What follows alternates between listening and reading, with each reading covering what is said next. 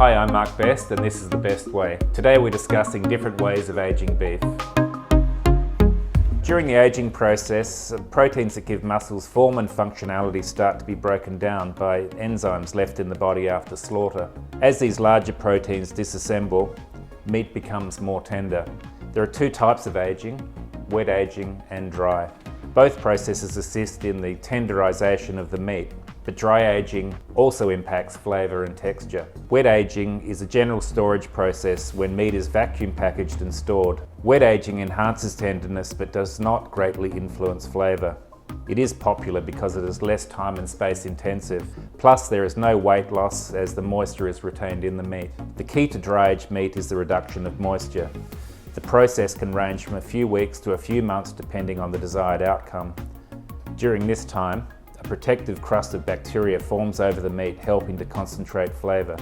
The crust is removed before the meat can safely be prepared and served. During the process, fats become aromatic as leftover energy in the muscle turns into glucose, enhancing the flavour. Dry aging, however, can result in losses from about 8% up to 20% in loss of yield, but what's lost in bulk is made up for in flavour. Today we're going to discuss and experiment with 4 dry-aged and a wet-aged product. We've used a 1.4 kilogram grain-fed marble score 4 to 5, which is a fat cap, intact ribeye as our constant. Let's take a look and see how they compare after the various aging techniques. Traditional dry aging, the classic method, deepens flavour. This one has been aged for 21 days. Koji aging. Koji accelerates aging and enhances umami. This one has been evenly covered in dry rice koji and aged for 21 days. Tallow aging. Beef is covered in rendered fat. This one was dipped and left to age for 21 days. Honey aging, as the name suggests, meat is covered in honey and left to age. This one has been aging for 3 days. The good thing about using the beef tallow is this comes from the same carcass as all of these steaks, and it's actually the absolutely perfect medium just for giving these a little bit of grease just so they start cooking evenly on the barbecue and getting an even caramelization. And now let's cook them and see how they compare.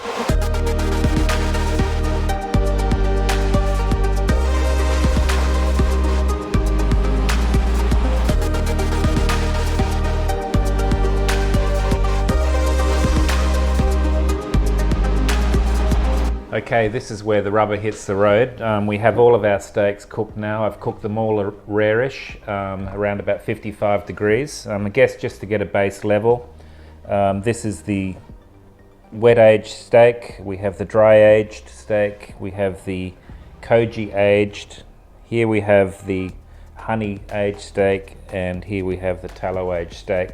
So you can see, even visually, you can see this is where the differences become quite apparent. You can see the two more dry-aged steaks, dry and the koji, much firmer crust, bit more shrinkage. Obviously there was some trimming there as well, but you see the caramelization is really quite different because of the surface was really quite dry at the start, really little moisture there. Wet-aged one is quite interesting.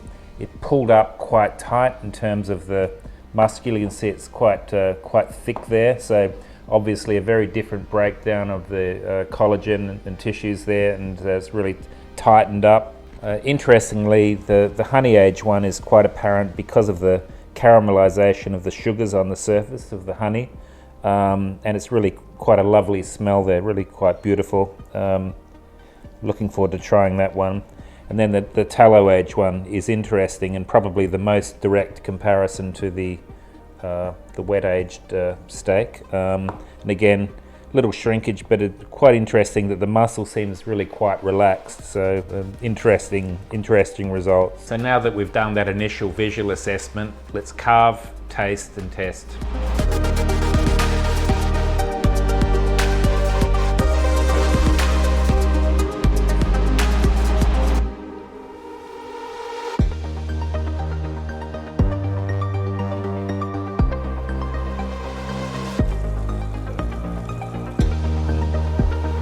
Okay, moment of truth, the taste test. This is the wet age, classic beef flavour, good amount of chew, taste a bit of the char there, nice and tender, plenty of flavour. Next we're going to have the dry aged. You can see, because we've only dry aged one steak, got a little bit of, it's a little bit dry on the outside, so I'm going to just eat into the middle there. Really a classic dry aged flavour. That concentration, the umami, the enzymic action, etc. The glutamates are more concentrated, so you get that salami almost flavour there. Good intense beef flavour. Nice texture too. Our next dry aged one is the koji aged one. Much like the dry aged one, but a little bit sweeter. I think the sugars from the rice have penetrated into the beef. Tenderness is around about the same. It's got a lovely floral character to it, I would think. Picking up there. Very different flavour to the dry aged one. Dare I say it, more feminine style in terms of those dry aging ones there. Next we have the honey aged. Obviously I think this is going to be a popular favourite just because of the caramelised honey is going to pop out. Of course, the initial sweetness and again floral nature of the honey is really evident. Texture is different to the wet age, which is interesting. There's a bit firmer fibres, slightly not chewiness, but there's a firmness to the fibres there, which is quite interesting. I quite enjoy it, although the honey does dominate a bit too much. Then we're going to go to our tallow age. Really very good. Again, much like the wet aged in terms of texture, there's a lovely chew there. There's a lovely openness to the muscle fibres. A little bit of chew. I don't think it's softened that much, but there's slightly. It's a very different flavour to the wet aged as well.